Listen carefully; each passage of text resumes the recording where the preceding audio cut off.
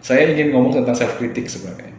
Yang ini saya sering jumpai di ruang praktik yang sangat sangat hubungan itu sangat apa namanya sangat besar dengan kesehatan mental kita.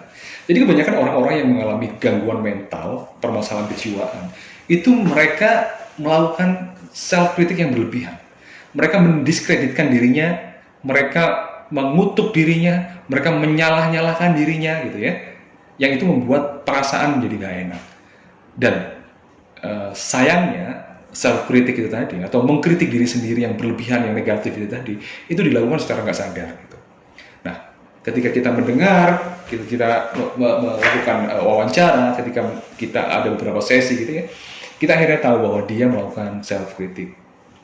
Nah, orang-orang yang depresi, orang-orang yang mengalami gangguan mood yang menurun, yang itu dalam jangka waktu yang lama, mereka biasanya pesimis, mereka tidak ada gairah, mereka sedih terus-menerus, bahkan ada keinginan bunuh diri, mereka menarik diri dan seterusnya. Saya bilang depresi ini adalah dampak sebenarnya. Meskipun ada depresi yang disebabkan oleh ketidakseimbangan biokimia yang disebabkan oleh misalkan melahirkan, misalkan dan sebagainya ada ya. Tapi saya ngomong tentang depresi yang disebabkan oleh psikologis. Banyak orang-orang yang mengalami depresi itu awalnya mereka sering mengkritik diri sendiri. Jadi depresi ini adalah hasil. Karena dia hasil, maka penyebabnya juga harus diurai. Orang-orang ini mengkritik dirinya sendiri dalam jangka waktu yang lama, meskipun mereka nggak paham itu. Tapi yang mereka pahami adalah dari dulu memang society-nya jelek. Mereka baper, mereka mudah nggak mood, swing of mood gitu ya. Sampai pada suatu ketika karena ini kebiasaan ini terlalu lama, ada masalah yang besar dan kemampuan meregulasi emosinya jelek, maka terjadi pemicu dan mereka mengalami depresi, menarik diri dan mengalami depresi itu lebih parah. Nah, sebenarnya orang-orang depresi ini dari dulu sudah memiliki cara berpikir yang kurang tepat gitu ya. Yang kita bicarakan adalah self kritik. Mengkritik dirinya sendiri khas sekali untuk orang-orang depresi ini. Mengkritik dirinya sendiri. Jadi kalau mereka melakukan kesalahan sedikit udah dimarahin gitu ya. Kalau mereka merasa melakukan sesuatu yang berhasil, dia bilang, kamu itu apa sih, nggak mungkin kamu gitu. Itu orang-orang yang muji kamu itu mungkin ada maunya dan seterusnya. Jadi tidak mengakui, tidak mengapresiasi dirinya sendiri. Lalu ketika mereka mengingat-ingat kesalahan masa lalu, kata-katanya itu benar-benar nggak enak sekali. Nah, dulu itu begini, dasar kamu itu, dasar kamu itu. Tapi masalahnya adalah itu nggak disadari oleh orang yang melakukannya. Sehingga tiba-tiba perasaan saya kok begini ya, dan seterusnya. Nah, ketika mereka sudah mulai depresi dan menarik diri, maka kata-kata itu yang negatif itu tadi, self kritik itu semakin lama semakin besar. Semakin lama semakin besar, semakin sering gitu ya, karena dia menarik diri. Dan ketika dia menarik diri, kata-kata itu semakin besar, maka perasaannya juga semakin gak enak. Dan kalau ini terpola semakin lama, maka akan menjadi menetap, maka akan menjadi suatu pattern atau suatu pola di dalam otaknya, di biokimianya akan seperti itu, yang membuat dia merasa sedih terus-menerus. Meskipun dia coba untuk, aku sudah nggak self kritik deh, aku sudah mencoba happy deh, sulit sekali. Kenapa? Karena udah ada pola itu tadi, ada hasil itu tadi. Jadi untuk membalikkan itu, maka itu perlu waktu juga. Pertanyaannya adalah dari mana self kritik ini berasal, kan gitu ya? Dari mana self kritik ini berasal? Saya sering menjumpai orang-orang yang melakukan self kritik ini. Nah, tidak selalu mereka disebabkan oleh traumatic event atau situasi yang traumatik yang besar gitu ya.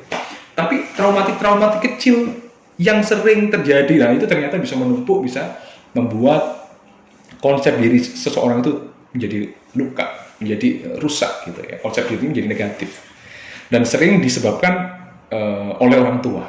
Ya, bagi Anda orang tua ini dengerin ini ya.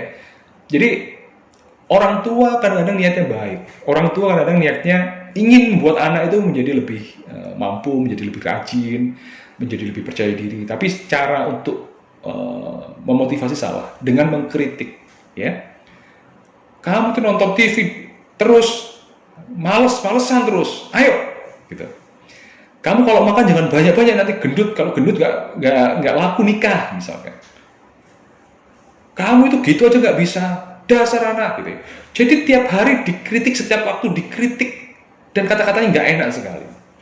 Nah, bayangkan ketika anak-anak pikiran kita itu nggak ada filternya, nggak ada saringannya, lobus frontal kita atau PFC kita, frontal cortex kita itu belum kuat, sehingga apa yang kita dengar akan menjadi sesuatu yang menjadi pola yang menetap di situ. Kalau anak kecil-kecil itu selama perkembangannya dia dikritik terus-menerus, maka itu akan menjadi sesuatu yang menjadi pola di situ. Meskipun dia diam di dalam pikirannya itu ada suara yang mengkritik, ya, dalam arti ini bukan halusinasi, tapi ada pikirannya sendiri yang mengkritik dirinya sendiri. Ketika mereka udah remaja, tantangannya semakin besar. Ketika mereka udah dewasa, tantangannya juga semakin besar. Mereka mengkritik diri sendiri. Dan dalam kurun waktu itu, ya, mengkritik diri sendiri selama bertahun-tahun itu akan menyebabkan perasaan jadi gak enak, moodnya jadi mudah swing, dan juga ada banyak hal yang terhambat, misalkan sosial terhambat. Soalnya dia mau melakukan apapun dikritik sama dirinya sendiri, jadi gak percaya diri. Mau belajar dikritik sama dirinya sendiri, udah bagus nilainya dikritik sama dirinya sendiri, jadi gak nikmatin hidupnya gitu.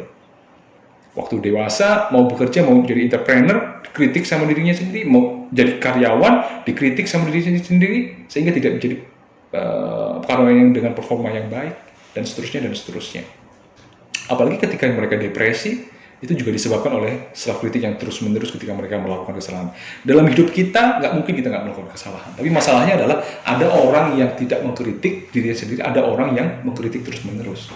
So, coba amati dalam diri kita. Ini seringkah kita mengkritik diri sendiri? Seringkah kita mengkritik dengan cara yang negatif, maksud saya? Jadi kalau mengkritik diri sendiri, lalu kita melakukan perbaikan, lalu kita it's okay, tapi kalau mengkritiknya itu mensudutkan, menghina, ya, terus menginjak-injak harga diri, gitu, itu juga menimbulkan perasaan yang gak enak. Nah, saran-saran yang mudah seperti ini, jadi Anda nggak usah melakukan self-kritik, nanti hati Anda akan lebih enak, depresi Anda akan sembuh. Orang itu tidak banyak percaya gitu loh.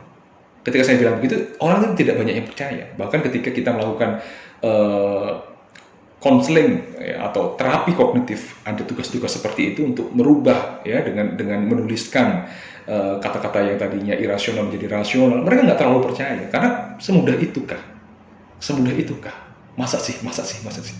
Jadi akhirnya mereka nggak melakukan, dan ya gitu-gitu aja terus. Sampai mentok mereka melakukan, dan ternyata itu bisa merubah mereka. So, apakah ketika Anda berdialog sama diri Anda sendiri itu sudah ramah? Apakah Anda sudah ngomong halus dengan diri Anda sendiri? Apakah Anda fokusnya sama solusi, bukan sama pribadi nyerang diri sendiri terus? Atau Anda sudah belum menjadi pemaaf sama diri sendiri? Kalau misalkan Anda punya kesalahan, ya oke, kamu memang salah, tapi yuk kita perbaiki bareng-bareng, dan sebagainya. Maka saya bilang, orang lain boleh mencaci Anda, orang lain boleh menghina Anda, orang lain boleh mensudutkan Anda, mendiskreditkan Anda.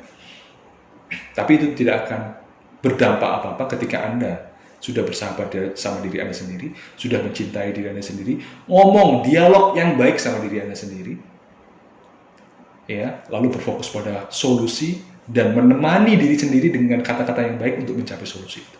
Saya rasa nggak ada masalah orang-orang lain menghina Anda atau enggak. So, sudahkah Anda bersahabat dengan diri Anda sendiri? Ngomong dan dialog yang baik, yang rukun, yang akur sama diri sendiri. Tuliskan pertanyaannya di bawah ini. Atau komen-komen apapun di bawah. Oke?